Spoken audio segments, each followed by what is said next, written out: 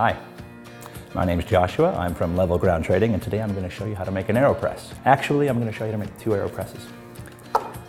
The traditional, which many people love, but then the inverted, which is my personal favorite. The extraction is even, and the coffee character is more complete. Two different coffees can blow your mind. So, I'm going to show you all the parts to making an Aeropress coffee. Two very important parts. You've got the plunger, you have the coffee funnel. They fit together later for storing your Aeropress in your cupboard or on your counter because it's cool. The brewing chamber, the filter chamber. The filter actually goes into here. That locks on. Using the funnel will actually prevent grounds from getting into this. Very important that you use the funnel when you brew.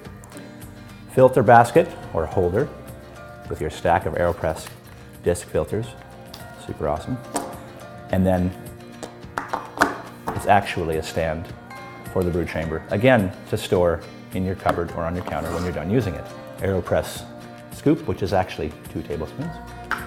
Stirring paddle, which is designed solely for stirring your Aeropress, and it will not touch the bottom, no matter how hard you try. First, we're going to brew your Aeropress coffee using the traditional method. First step, we have to pre-wet the filter. Open the brew chamber, take your filter holder out, take one Aeropress paper filter, set it in there, lock the chamber in, or just a touch of hot water. It's important to rinse your filter because paper fiber can enter your coffee. As well, a wet filter slows your extraction, which is important using the traditional method. Once it's rinsed, put it on your cup. Next, after we've rinsed the filter, you want to add the ground coffee. Using your very important coffee funnel, add your coffee into the brew chamber. After adding your coffee, you want to pour water on your grounds. Water just off the boil.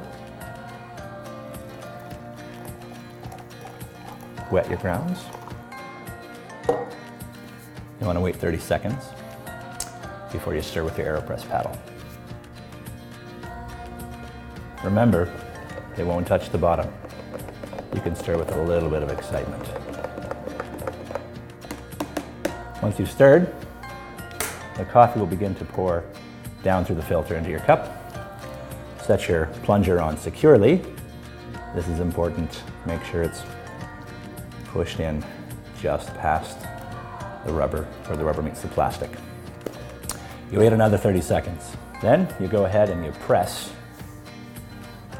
using a little bit of effort, the air pillow down through the brewed coffee. Shouldn't require a lot of effort. You want to stop just before you hear the hiss. Remove the brew chamber, set it upright, and there you have your delicious cup of coffee. And now to brew with the Aeropress using the inverted method. Follow along with me if you can. Open your brew chamber, set your filter in your brew chamber. Carefully pre-wet, not much because it's close to your fingers. Set your brew chamber on top of your plunger and add your coffee.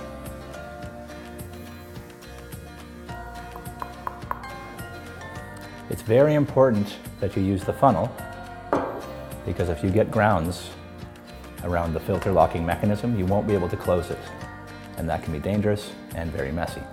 Next, we're going to add the water to the brew chamber.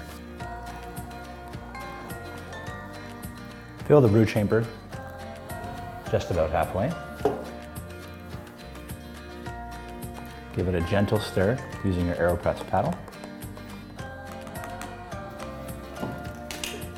Fill it the rest of the way, stopping just shy of the top. Lock your pre-wet filter onto your clean brew chamber because you used the funnel. And wait very patiently for 2 minutes.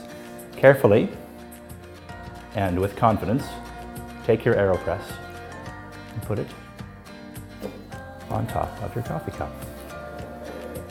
Using the weight of your arm, gently push the Aeropress down, the plunger, until you hear a little bit of steam. And there is your delicious cup of inverted Aeropress coffee. Now, a very important piece to using the Aeropress is cleaning it directly after you've used it. Carefully remove the filter cap, push the chamber back down until it rests all the way on the bottom of your plunger. And here you have the coffee puck, which you can again remove and put into your compost. Once you've removed the coffee puck, you want to rinse the Aeropress immediately, put it back on the stands, the funnel and the rest, because it will last longer if it's stored properly.